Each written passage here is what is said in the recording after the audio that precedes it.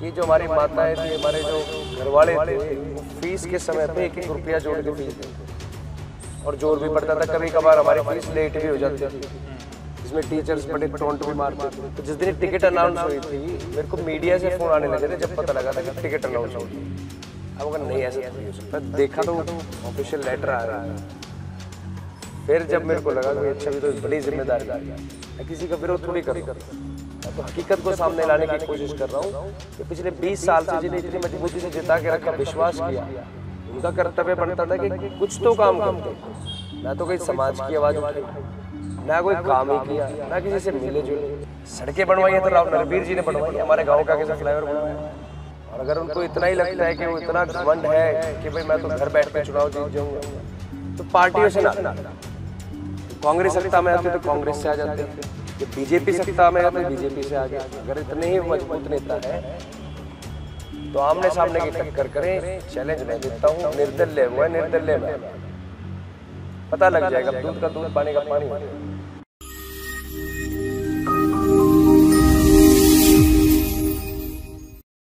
अभी तक आप लोगों ने गुड़गांव लोकसभा सीट से प्रचार की ढेर सारी खबरें देखी होंगी। जो लोग चुनाव में दम भर रहे हैं, अपनी अपनी जीत का दावा कर रहे हैं, उनके आप लोगों ने भाषण सुने होंगे।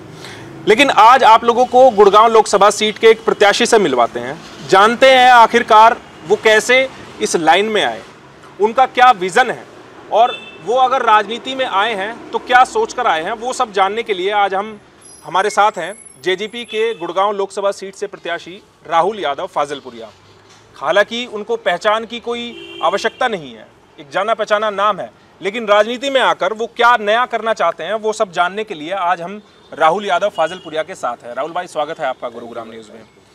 राहुल भाई, पहला सवाल यही है कि आप तो गाने गाते थे, लोगों का मनोरंजन करते थे, तो अचानक ये राजनीति में आने का फैसला कैसे किया और कैसे एकदम विचार बना कि गुड़गांव लोकसभा सीट, जो हरियाणा की सबसे बड़ी लोकसभा सीट है, वहाँ से चुनावी दम भरा जाए और लोगों की सेवा अब राजनीति में आकर की जाए? मैं बताना चाहूँगा सुनील जी कि मैं एकदम से तो नहीं आया और काफ़ी टाइम से काम तो कर ही रहे हैं, चाहे वो सोशल वर्क हो, चाहे वो फिर कोरोना काल का समय रहा हो।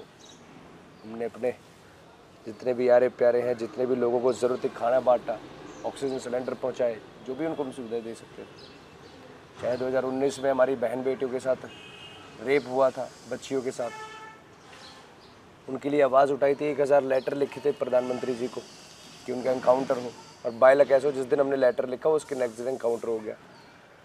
चाहे आई रेजिमेंट का मुद्दा रहा हो, उस पर भी हमने लठ तक खाए हैं, थानों में बंद रहे हैं, मुकदमे लगवाए हैं, तारीखें भुगती हैं। चाहे फिर किसान आंदोलन का मुद्दा रहा हो, उसमें हमने गाने बनाए हैं, ज़्यादा से ज़्यादा लोगों को जोड़ने की कोशिश करी, वहाँ पे गए, आंदोलन पे बैठे। फिर चाहे मुद्दा रहा हो पुलवामा का, जो हमारे जवान भाई शहीद हुए थे, उनके सम्मान में उनके परिवार का हौसला बढ़ाने के लिए हमने कैंडल मार्च निकाली, एक सम्मान रैली निकाली। जो लोग कह रहे हैं, जो विरोधी कह रहे हैं कि एकदम से आए हैं, अभी दिखाई दे रहे हैं, तो बताना चाहूँगा कि थोड़ा सा होमवर्क कर लिया करें। एक बार वो स्क्रॉल करेंगे मेरे सोशल मीडिया पे तो कुछ ना कुछ एक्टिविटीज़ उनको दिखती रहेंगी, और इतनी मेरे को लगता नहीं कि हम इतना उसका दिखावा करें। मैं सोशल मीडिया पे वो चीज़ डालने की कोशिश करता हूँ जिससे एक अवेयरनेस हो। आज हम जैसे कि खाना बांटने जाते हैं गरीबों में, तो मैं उसकी फ़ोटो वीडियो ज़्यादा डालता हूँ कि शायद मेरे को देख के मेरे जो फैंस हैं उनमें से कोई 10 आदमी भी करेगा तो कोई भूखा नहीं सोएगा। कभी कोई रोड पे एक्सीडेंट हो जाता है तो हम उसको उठा के हॉस्पिटल तक पहुंचाते हैं, तो मैं वो वीडियो डालने की कोशिश करता हूं कि मेरे को देख के कोई 5 लोगों ने अगर किसी 5 लोगों की मदद कर दी इस तरीके से तो कितना बेनिफिट होगा। हम सक्रिय हैं, मेहनत करते हैं, और अब मेरे को तो अच्छा लगता है एक दूसरों की मदद करने। अच्छा, आपने कई बार अपने भाषणों में ये लाइन इस्तेमाल की है कि मेरे घर से तो कोई पंच भी नहीं रहा, सरपंच भी नहीं रहा, कोई पॉलिटिकल बैकग्राउंड नहीं है। तो पॉलिटिक्स में आप कब आए और कैसे विचार बना कि पॉलिटिक्स में आकर राजनीति की जाए? अब मैं तो कहूँगा कि हमारे घर में तो कोई सिंगर एक्टर भी नहीं है, बॉलीवुड से किसी का कोई लेना देना नहीं है। मेरा मन था कि मेरे को नाम करना है, अच्छा काम करना है, तो स्कूल टाइम से मेरा बड़ा इंटरेस्ट था इसमें। तो संघर्ष करा, मेहनत करी, मेहनत करके बॉलीवुड तक भी पहुँचे, हॉलीवुड तक भी गाने गा के आए जैकी चैन जी के लिए। ऐसे ही राजनीति का है, इसमें भी संघर्ष कर रहे हैं, मेहनत कर रहे हैं, और मेरे को पता है जिस बदलाव के लिए मैं लग रहा हूँ, संघर्ष चाहे थोड़ा बड़ा चल जाए, लेकिन ये जो सच और सच्ची नीयत के साथ काम करता है, जीत उसी की होती है। अच्छा, सोशल मीडिया का ज़माना है जी। तो लोग ये भी जानना चाहते हैं कि फाजिलपुरिया है कौन, पहचान क्या है। उसको तो हमने गानों में सुना है, बॉलीवुड तक पहुंच गए हैं, जैसा आपने बताया हॉलीवुड तक पहुंच गए हैं। फाजिलपुरिया राहो एक मतलब फाजिलपुर छोटा सा गांव है बादशाहपुर विधानसभा का। उस फाजिलपुर गांव का एक छोटा सा लड़का सामान्य परिवार में जन्मा, कैसे आखिरकार फाजिलपुरिया बन गया, और ये गांव का नाम आपने पीछे क्यों जोड़ा? बहुत से लोग तो शायद बहुत कम लोगों को पता ही होगा कि आपका पूरा नाम राहुल यादव है जी। तो फाजिलपुरिया कैसे जुड़ गया और कैसे आप इस लाइन में चले गए, वो भी थोड़ा जानना चाहेंगे। जब मैं इस इंडस्ट्री में आया था तो हमारा 6-7 साल का संघर्ष रहा, काम करते रहे, तो एक आर्टिस्ट नेम चाहिए था। तो मैंने सोचा क्यों ना अपना गांव का नाम रखे, क्योंकि सबकी कोशिश होती है कि अपने घर वालों का नाम करे, गांव का नाम करे। और मैंने सोचा कि अगर मैं गांव का नाम रखता हूं तो मेरे गांव की पहचान बढ़ेगी, पता लगेगा भाई फाजिलपुर भी कहीं पे एग्जिस्ट करता है, लोग उत्साहित होंगे, मेरे जो गांव के लोग हैं वो मोटिवेट होंगे, और आसपास के जो 10-20-50 गांव हैं उनके बच्चे भी मोटिवेट होंगे, और कल को कोई काम करेंगे तो अपने गांव का नाम पीछे लगा या आगे लगा। तो कुछ लोगों का आपने देखा हो कि अपने दादा का नाम लगा लेते हैं, पिताजी का लगा लेते हैं। मैंने गांव का इसलिए लगाया कि मैं सबको एक साथ लेके चलूँ। तो ऐसा हुआ भी, जो हमने प्रयास किया, जैसे सिकंदरपुर है तो सिकंदरपुरिया लगाती है दुनिया, चक्करपुर है तो चक्करपुरिया लगाती है। तो मैंने वो सोच के अपना गांव का नाम अपने पीछे लगाया था। और मैं तो एक छोटे से परिवार से, जैसा आप जानते ही, हमारे दादाजी किसान ही रहे, किसान, उन्होंने मेहनत करी, पिताजी ने ईंट के भट्टे चलाए, हम लोग ने छोटे से स्कूल में पढ़े हैं, यहीं खटोला गाँव से। में। कहाँ से पढ़ाई की आपने? मैंने खटोला गाँव से पढ़ाई करी थी, लेडी फ्लोरेंस से। अच्छे स्कूल ना होने की वजह से ज़्यादा शिक्षित भी नहीं रहे, लेकिन मैं बताना चाहता हूँ जो हमारे आने वाली पीढ़ी है, हमने जो इस संघर्ष के अंदर देखा, हमने जो अपने परिवार में भी देखा कि जो हमारी माताएं थी, हमारे जो घर वाले थे, वो फीस के समय पे 1-1 रुपया जोड़ के फीस देते थे, और जोर भी पड़ता था, कभी कभार हमारी फीस लेट भी हो जाती थी, जिसमें टीचर्स बड़े टोंट भी मारते थे। तो वो चीज़ सोचते हुए मैंने सोचा कि सरकारी स्कूल जब सरकार दे रही है, सरकार का हक बनता है, कर्तव्य बनता है कि हमें स्कूल दे जिनमें हम अच्छी शिक्षा प्राप्त कर सके, कम पैसे में कर सके, तो देती क्यों? आज प्राइवेट स्कूल तो बन जाते हैं 1 साल के अंदर, नए नए अच्छे अच्छे, जिनके अंदर मोटी फीस होती है, जो एक आम परिवार के लिए बड़ा मुश्किल होता है उसकी। मैं तो इसकी लड़ाई लड़ रहा हूँ। अच्छा, आप जेजेपी पार्टी से जब आपको टिकट अनाउंस हुई तो आपने मांग की थी कि आप सीधा लोकसभा का इलेक्शन लड़ेंगे, या पार्टी ने देखा कि एक युवा चेहरा है तो उसको लड़ाया जाए यहाँ से? ये मेरे लिए सरप्राइज रहा था। मैं आप लोगों को बताना चाहूँगा कि कभी कभार दुष्यंत जी मिलते थे, कहते भाई तेरे को MP बनाएंगे, MLA बनाएंगे, मगर हमारा कोई सरपंच पंच नहीं रहा आज तक। हमारे कहाँ, ये बात मैं आपको 1-2 साल पहले की बता रहा हूँ, राजस्थान इलेक्शन में जब हम घूम रहे थे, तो जिस दिन टिकट अनाउंस हुई थी, मेरे को मीडिया से फ़ोन आने लगे थे जब पता लगा था कि टिकट अनाउंस होगी। अब अगर नहीं, ऐसा थोड़ी हो सकता, देखा तो ऑफिशियल लेटर आ गया था। फिर जब मेरे को लगा कि भाई अच्छा, भी तो बड़ी जिम्मेदारी आ गई। मैं तो कहना चाहूँगा कि मेरे को तो समय कम है, अगर मेरे को पता होता पहले से कि ऐसा कुछ होने वाला है, तो आज मैं गांव गांव गली गली घूम चुका होता, सबसे मिल चुका होता। और अभी मैं 500-700 गाँव के 700 के आसपास घूम चुका हूँ।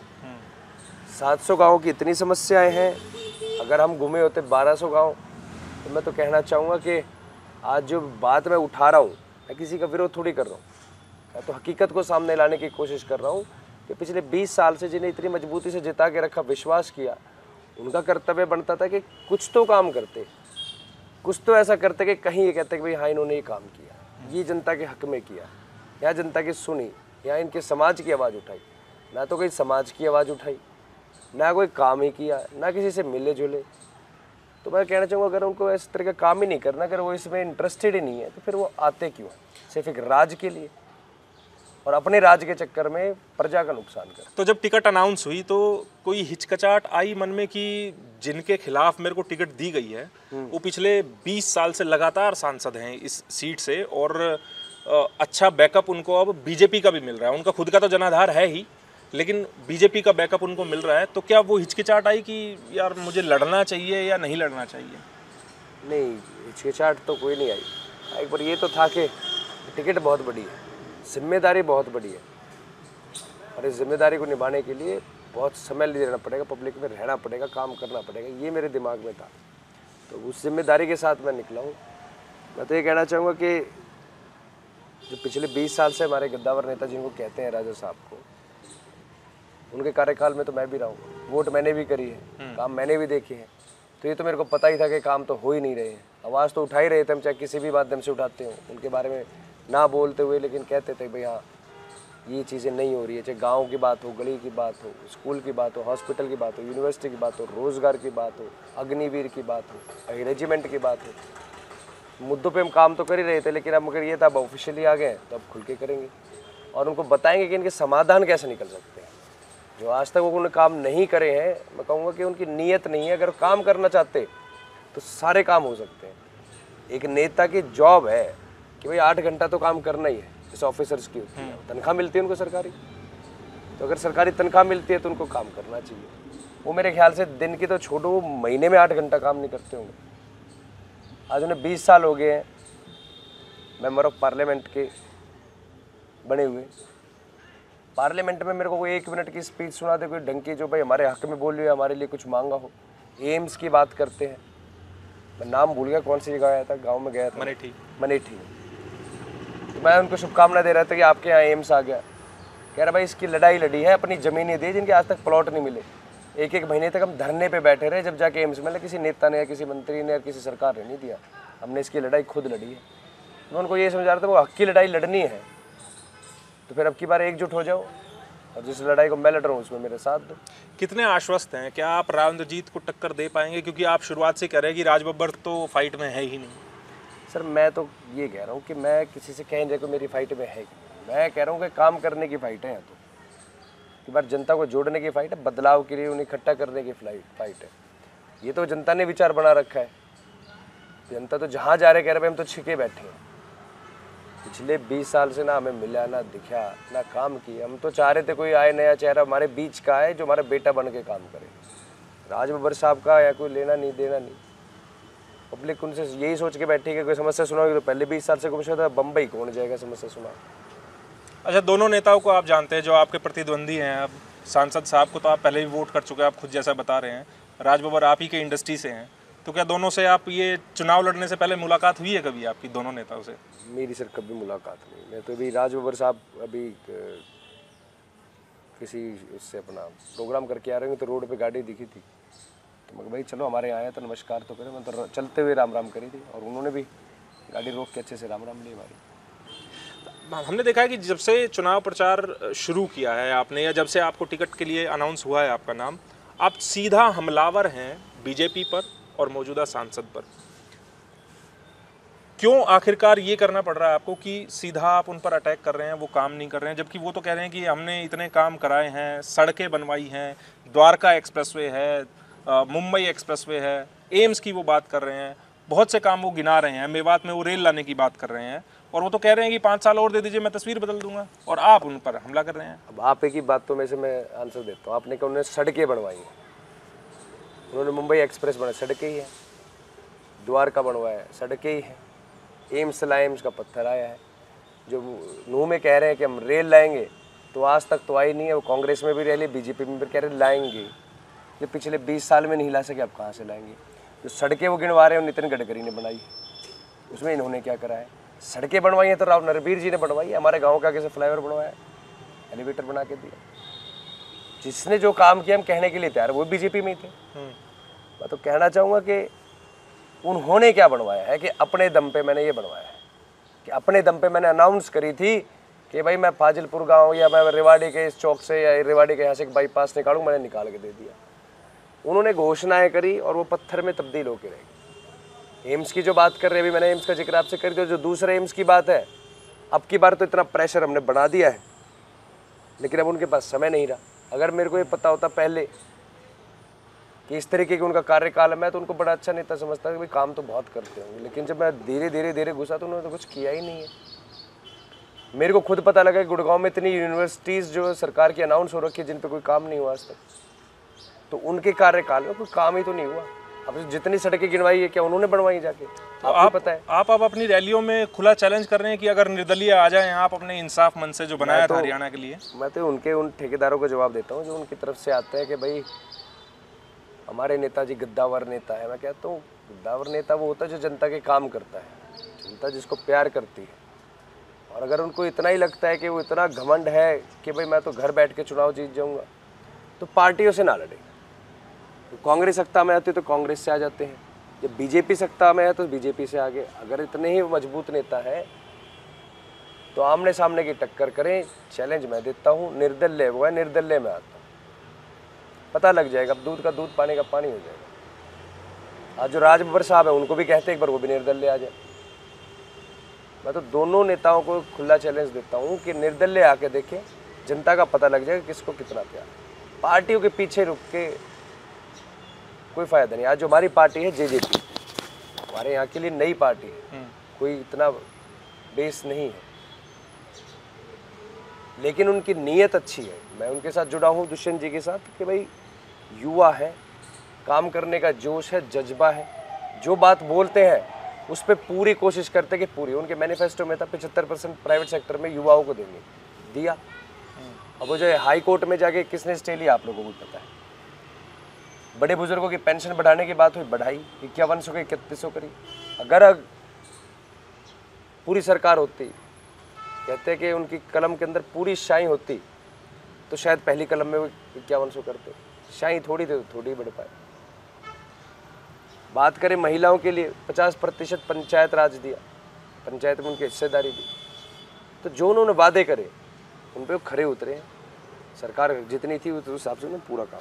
चलिए एक आखिरी सवाल आपसे, और मैं तो ये कहूँगा कि आप इसके जवाब में आप अपील करें जनता से। आप अपने लिए तो वोट मांग ही रहे हैं, लेकिन हमने देखा है देश में 5 चरण के चुनाव संपन्न हो चुके हैं और वोटिंग परसेंटेज काफ़ी कम है। तो एज अ सेलिब्रिटी होते हुए, एज अ कैंडिडेट होते हुए, अपने लिए नहीं बल्कि आप ये कहें कि सबको वोट करनी चाहिए 25 तारीख को और ज़्यादा से ज़्यादा वोटर टर्नआउट हो। चाहता हूँ कि वोट कम कराई जा रही है जानबूझ के। आज दूसरी पार्टियों के लोगों को जो बूथ एजेंट बन रहे हैं, जो पर्चे बांट रहे हैं, जो बाहर बैठे हैं, उनको मार पीट के उठा दिया जाता है, थानों में डाला जा रहा है। बॉम्बे में भी हुआ, राजस्थान में हुआ, जिससे एक ऐसा माहौल बन जाए कि वोट डाइवर्ट हो जाए, लोग डर के मारे वोट करने ना जाए। तो ये जानबूझ के भी एक ऐसा माहौल बनाया जा रहा है कि जो अपने अपने वोटर्स हैं वो जाए दूसरे के एजेंट को, उनके लोगों को उठा के जेल में डाल देंगे, थानों में बंद कर देते हैं। तो वोट परसेंटेज ऐसे भी घट रही है। मैं कहना चाहूँगा मेरे वोटर्स को कि अब की बार मजबूत होना पड़ेगा, सबको फाजिलपुरिया बनना पड़ेगा और अपनी लड़ाई, अपने हक की लड़ाई पूरे जोरों शोरों से लड़नी पड़ेगी। एकजुट होकर हमें आगे आना पड़ेगा। चलिए, हमसे बात करने के लिए, अपना कीमती समय देने के लिए बहुत बहुत धन्यवाद आपका। राहुल यादव फाजिलपुरिया, जो गुड़गांव लोकसभा सीट से प्रत्याशी हैं और इस बार दम भर रहे हैं कि वो जो गुड़गांव लोकसभा सीट से बीजेपी और कांग्रेस के प्रत्याशी हैं उनको कड़ी टक्कर देंगे और उनको हरा देंगे। लेकिन 25 तारीख आपके यहाँ वोटिंग डे है। हम तो आपसे यही अपील करेंगे कि आप भले किसी पार्टी को वोट दीजिए, लेकिन आप 25 तारीख को वोटिंग करने ज़रूर जाएं। इस खबर के बारे में आप हमें अपनी राय कमेंट करके ज़रूर दीजिएगा। साथ ही साथ आप इस वीडियो को ज़रूर शेयर कीजिएगा ताकि सभी लोगों तक सही जानकारी सही समय पर पहुँच पाए। नमस्कार।